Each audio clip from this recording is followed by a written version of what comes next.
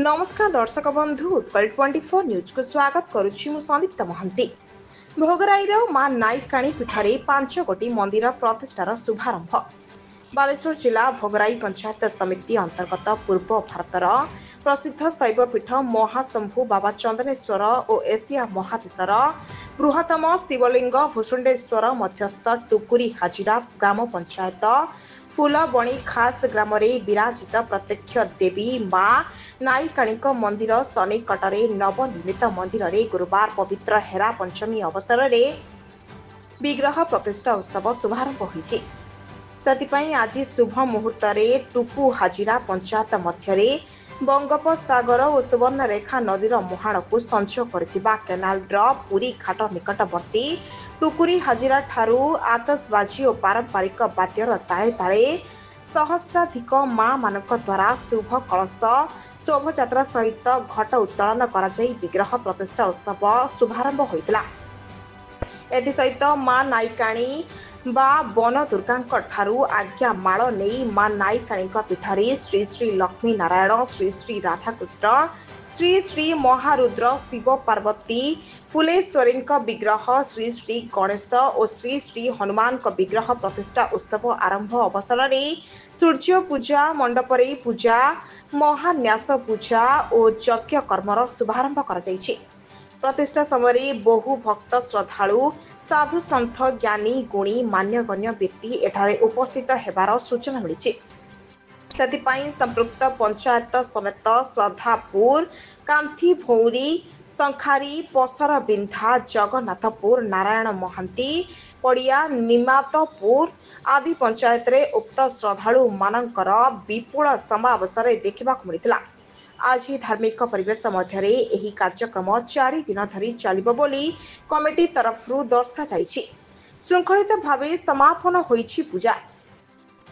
गोपबंधु नगर block एवं मयूरभंज जिलार एक ऐतिहासिक ग्राम साईकोलार मोर जन्म एवं मु पुरी पाठ पढ़ुली वेद कर्मकांड महाविद्यालय 1957 मसीह 65 मसीहा पर्यंत दीर्घ 8-9 वर्ष स्वर्गत ओडिशार पूर्वतन मुख्यमंत्री स्वर्गत विजु पट्टनायक दानरे एवं विजु पट्टनायक साहाय्य सहानुभूति बल मु वेद कर्मकांड महाविद्यालय पढ़ुली एवं मोर गुरु थिले जगतगुरु शंकराचार्य निरंजन तीर्थस्वामी एवं मोर ये कर्मकांड बाबदीय गुरु थिले सेतेबेलर पद्मश्री पंडित सदाशिव रथशर्मा पंडित कुलमणि मिश्र बहु योग्य ज्ञानी गुणी से निकटर मु वेद कर्मकांड पाठ पढ़ी 1965 मसीहा ठारू 2024 मसीहा ये 60 वर्ष भितर ओडिशार 30 जिला भारतवर्षर 14टा स्टेट मु बुलिली एवं भारतवर्षर विभिन्न आड़े ओडिशार 30 जिला बुलिकी 600-700 मंदिर प्रतिष्ठा मो माध्यम मु तो एकुटिया करनी मो सहित सहयोगी पंडित मान को नहीं बा अन्य जिलार पंडित मान सहित ये सब कर्म कर चली फूलबणी ग्राम को आसवा मोर 2 थर है। प्रथम नाईकाणी मंदिर प्रतिष्ठा होता मत बापी बाबू हरिका ठीक आनी बापा थिले तापर वार्षिक उत्सव को थरे आसी तापर पुणी माँ को निर्देश है पुणी से महाभारत प्रमाण मिले तेणु से भूषुंडेश्वर आम निकटरे ये प्रकार शिवलिंग भारतवर्ष कौन एशिया महादेश विरल जाहू बड़ सौभाग्यर कथा कालीठू ए पुठी प्रतिष्ठा कर्म आरंभ होईची। आमे गत काली अंकुरारोपण कलु मुई मंदिर 5टी मंदिर रत्नमुद विधि विश्वकर्मा द्वारा करागला तापरे जल उत्तोलन हो घटाभिषेक घट उत्तोलन है घट मध्य 200-300 पुओ झील भाई भौणी माँ माने घट आनिले से घट कालीठू स्थापन हो कालीठू यज्ञ आरंभ होईची एवं आज यज्ञर द्वितीय दिवस आज ଠାକୁର ମାନଙ୍କର ମହାସ୍ନାନ ହେଲା। ମନ୍ଦିରର ଗର୍ଭଗୃହରେ ସିଂହାସନ ତଳେ ଠାକୁର ମାନଙ୍କର ମହାନ୍ୟାସ ପ୍ରାଣ ପ୍ରତିଷ୍ଠା ଜୀବନ୍ୟାସ ଆଦି କର୍ମ ସମାହିତ ହେଲା। ଆସନ୍ତା କାଲି ସୂର୍ଯ୍ୟ ପୂଜା ହେବ। ସୂର୍ଯ୍ୟ ପୂଜା ପରେ ଠାକୁରମାନେ ରତ୍ନ ସିଂହାସନରେ ବିଜେ କରିବେ ଏବଂ ତାପରେ সেই ରତ୍ନ ସିଂହାସନରେ ମହାପ୍ରଭୁଙ୍କର ବେଶ ହେବ। ସେଠି ପୂଜାର୍ଚ୍ଚନା ହେବ। ଏପଟେ ଶିବଙ୍କ ନିକଟରେ ମହାରୁଦ୍ରାଭିଷେକ ପୂଜା ହେବ। ମହାରୁଦ୍ରାଭିଷେକ ପୂଜା ସରିଲା ପରେ ପୁଣି ଯଜ୍ଞ କର୍ମ ଆରମ୍ଭ ହେବ। ପୁଣି ଯଜ୍ଞ ଚାଲିବ। ଆଜି ବିଶ୍ୱକର୍ମାଙ୍କ ଦ୍ୱାରା ନ୍ୟାସ ପରେ ମନ୍ଦିର ଶୀର୍ଷରେ ଚକ୍ର ତ୍ରିଶୂଳ ସ୍ଥାପନ ହୋଇଯାଇଛି। ଲକ୍ଷ୍ମୀନାରାୟଣଙ୍କ ମନ୍ଦିର ଉପରେ ନୀଳଚକ୍ର ସ୍ଥାପନ ହୋଇଛି। ପତିତ ପାବନ ବାନା ଉଡ଼ୁଛି। ରାଧାକୃଷ୍ଣଙ୍କ ମନ୍ଦିର ଉପରେ ବିଶ୍ୱକର୍ମାଙ୍କ ଦ୍ୱାରା ମୋ ନାମ ସ୍ୱପନ କୁମାର ପ୍ରଧାନ, ନିକନେମ୍ ବାପି। ମୁଁ ଫୁଲଣୀ ଖାସ୍ ଗ୍ରାମର ବାସିନ୍ଦାଟେ। ଆଜି ଯେଉଁ ମନ୍ଦିର ପ୍ରତିଷ୍ଠା ହେଉଛି ଏହାର କାରଣ କ'ଣ? এই মন্দির প্রতিষ্ঠার ইতিহাস অছি। সেই ইতিহাস ভিতরে মু সম্যক আপনার ধারণা দেছি। যেতবে আমার নাইকাণী মন্দির আমার বার্ষিকী উৎসব তৈরি চাল মানে প্রোগ্রাম চাল সেই সময় আম কল্যাণ মণ্ডপ গোটে প্রপোজাল গাঁকু আসিলা। সমস্তে আমার যেতে বর্তমান যে মরি যাই স্বর্গত প্রাপ্ত হয়েছেন আমার স্বর্গত নরেন্দ্র মহান্তি, স্বর্গত অন্নদা প্রধান, স্বর্গত বসন্ত প্রধান, বর্তমান অনেক অমর কুমার চন্দ অনেক আমার সাহু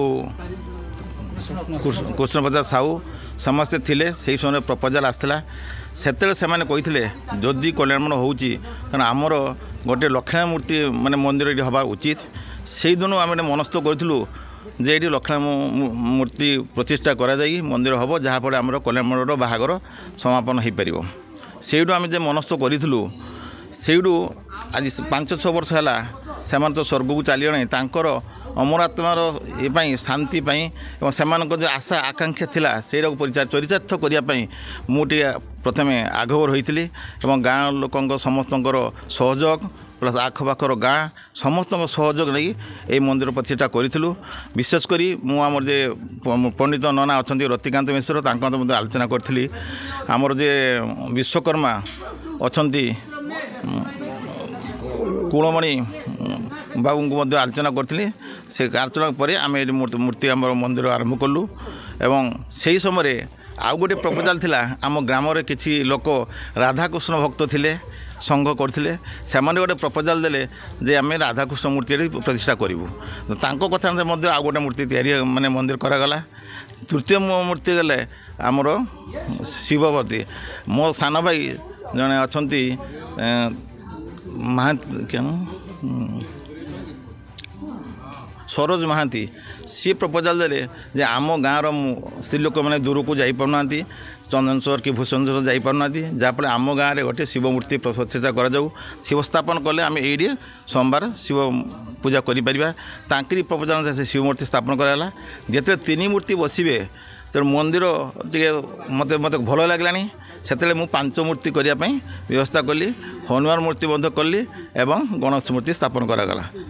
ଏଇ ହେଉଛି ମୋର ଯାହାଫଳରେ ଆଜି ସେ ସାକାର ପରିଚୟ ହୋଇଛି ଏବଂ ସମସ୍ତଙ୍କର ସହଯୋଗ କାମନା ଗ୍ରାମବାସୀ, ପୂର୍ବତନ ସରପଞ୍ଚ, ସମିତି ସଭ୍ୟ, ଜିଲ୍ଲା ପରିଷଦ ମେମ୍ବର, MLAଙ୍କର ସମସ୍ତଙ୍କର ସହଯୋଗ ଅଛି, ସମସ୍ତଙ୍କର ଦାନ ଅଛି, ଯାହାଫଳରେ ଆଜି এই অনুষ্ঠানটা ଗଢ଼ି ଉଠିଛି।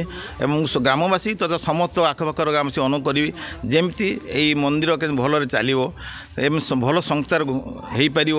ସମସ୍ତଙ୍କ ସହଯୋଗ ନହେଲେ ହୋଇପାରିବ ନାହିଁ। ସମସ୍ତେ ଭଲରେ କେମିତି କାମ କରିପାରିବେ ଏବଂ ମନ୍ଦିର କେମିତି ଉତ୍ତରୋତ୍ତର ଉନ୍ନତି ହେବ ସେଇଟା ମୁଁ ଭଗବାନ ପାଖରେ ପ୍ରାର୍ଥନା କରୁଛି ଏବଂ ମୋର ବକ୍ତବ୍ୟ ଶେଷ କରୁଛି। ମୁଁ ଶ୍ରୀ ଅସିତ କୁମାର ଚାନ୍ଦ। ମୋ ଘର ହେଉଛି ଏଇ ଫୁଲବଣୀ ଖାସରେ, ଟୁକୁରାଜିରା ପଞ୍ଚାୟତ, ଭୋଗରାଇ ନିର୍ବାଚନ ମଣ୍ଡଳୀ। ଆଜି ଯେଉଁ ଆପଣଙ୍କର 5ଟି ମନ୍ଦିର ପ୍ରତିଷ୍ଠା ହେଉଛି, କେଉଁ ଭଗବାନଙ୍କର? ଦେଖନ୍ତୁ, ଆପଣ ନିଜେ ଦେଖୁଥିବେ ଆମର ଏଠି ଶିବ ପାର୍ବତୀ, ଲକ୍ଷ୍ମୀନାରାୟଣ, ରାଧାକୃଷ୍ଣ, ହନୁମାନ ଏବଂ ଗଣେଶ এই 5ଟି ମନ୍ଦିର ନୂତନ ଭାବରେ ପ୍ରତିଷ୍ଠା ହୋଇଛି ଏବଂ ତାର ପ୍ରତିଷ୍ଠା ଉପଲକ୍ଷେ ଦୀର୍ଘ 4 ଦିନ ଧରି ଏ କାର୍ଯ୍ୟକ୍ରମ ଅନୁଷ୍ଠିତ ହେଉଛି। ଆପଣ ଜାଣିଥିବେ ଗତକାଲିଠୁ ଆରମ୍ଭ ହୋଇଛି, ଆଜି ଦ୍ୱିତୀୟ ଦିନ, କାଲି ତୃତୀୟ ଦିନ ଏବଂ ରବିବାର ଦିନ ଏହାର ପରିସମାପ୍ତି ଘଟିବ। ପ୍ରତ୍ୟେକ ଦିନ କେତେ ଲୋକ ଭଜନ କରୁଛନ୍ତି ଆଉ ଆସୁଛନ୍ତି, କୋଉ ଗାଁରୁ ସବୁ ଆସୁଛନ୍ତି? ଦେଖନ୍ତୁ, ଭୋଗରାଇ ନିର୍ବାଚନ ମଣ୍ଡଳୀର ବିଭିନ୍ନ ଅନୁକୋଣରୁ ବିଭିନ୍ନ ପ୍ରାନ୍ତରରୁ ବହୁତ ଲୋକ ଏଠି ଆସୁଛନ୍ତି ଏବଂ ଆମର ଏଇ ଗାଁର ସମସ୍ତଙ୍କ ସହଯୋଗରେ ଏ କାର୍ଯ୍ୟ ସୁଚାରୁ ରୂପେ ଚାଲୁଛି ଏବଂ ପ୍ରତିଦିନ ହଜାର ହଜାର ସଂଖ୍ୟାରେ ଭକ୍ତଗଣ ଆସୁଛନ୍ତି ଏବଂ ତାଙ୍କୁ ଆମେ ଆମ ଚେଷ୍ଟା ମୁତାବକ ଆମେ ତାଙ୍କୁ ଭୋଜନ ପ୍ରସାଦ ଦେଇ ଆମେ ଆପ୍ୟାୟିତ କରୁଛୁ। ତେବେ ଯେଉଁ ଆପଣଙ୍କର ଯେଉଁ ପାଣି ଆସିଥିଲା ସେଟା କେଉଁ ଜାଗାରୁ ପାଣି ଆସିଛି? ଯେଉଁ ଭଗବାନଙ୍କ ପାଖରେ ଯେଉଁ ସବୁ ମା ମାଉସୀ ମାନେ ସବୁ ପାଣି ଆଣିଥିଲେ ସେଟା କେଉଁ ଜାଗାରୁ ସେମାନେ କରିଥିଲେ? ସୁବର୍ଣ୍ଣରେଖାର ଯେଉଁ କେନାଲଟା ଆସିଛି ସେ ହଁ, ଆପଣ ଜାଣିଥିବେ ଯେଉଁ ସୁବର୍ଣ୍ଣରେଖାର ଯେଉଁ କେନାଲ ଆସିଛି ସେଇ କେନାଲରୁ ପାଣି ଆଣି ଏଠି ଆମର ଏଠି ଯଜ୍ଞ ଚାଲିଛି ଏବଂ ବିଭିନ୍ନ ପ୍ରାନ୍ତରରୁ ଆମର ସାଧୁ ସନ୍ତମାନେ ଆସିଛନ୍ତି। କାଲି କଳସ ଯାତ୍ରା ହୋଇଥିଲା, ଗ୍ରାମର ଶହ ଶହ ମହିଳା ସେଇ କଳସ ଯାତ୍ରାରେ ଅଂଶଗ୍ରହଣ କରିଥିଲେ ଏବଂ ଆପଣ ଜାଣିଥିବେ ଏଇ ଯେଉଁ ଆମର ଗାଁଟି ଟୁକୁରାଜିରା ପଞ୍ଚାୟତରେ ଏପଟରେ ବାବା ଚନ୍ଦନେଶ୍ୱର, ଏପଟରେ ବାବା ଭୂଷଣେଶ୍ୱର, ଏସିଆର ସର୍ବବୃହତ୍ ଶିବଲିଙ୍ଗ ବାବା ଭୂଷଣେଶ୍ୱର, ତା ମଧ୍ୟସ୍ଥଳରେ ଏ ଜାଗା ଅବସ୍ଥିତ ଏବଂ ଏଇ ଯେଉଁ ମା ନାଇକାଣୀ ଆମର ଗ୍ରାମ ଦେବତୀ, ତାଙ୍କରି ପ୍ରାଙ୍ଗଣରେ ତାଙ୍କରି ଏଇ ଯେଉଁ ଜାଗା ଏଇଠି ଗୋଟେ ଆମର 5ଟି ମନ୍ଦିର ନୂତନ ଭାବରେ ନିର୍ମାଣ ହୋଇଛି ଏବଂ ତାର ପ୍ରତିଷ୍ଠା କାର୍ଯ୍ୟକ୍ରମ ଚାଲିଛି। ଏ ଫୁଲବଣୀ ଗାଁ ବିଦ୍ୟାନଗରୀ ନାମରେ ନାମିତ ଥିଲା, ଆଜି ଏ ଗାଁଟି ମନ୍ଦିର ମାଳିନୀ ଗ୍ରାମରେ ପରିଚିତ ହେବାକୁ ଯାଉଛି। ଭୋଗରାଇରୁ ଗୀତାରାଣୀ ସାସମଲଙ୍କ ରିପୋର୍ଟ, ଉତ୍କଳ 24 ନ୍ୟୁଜ୍।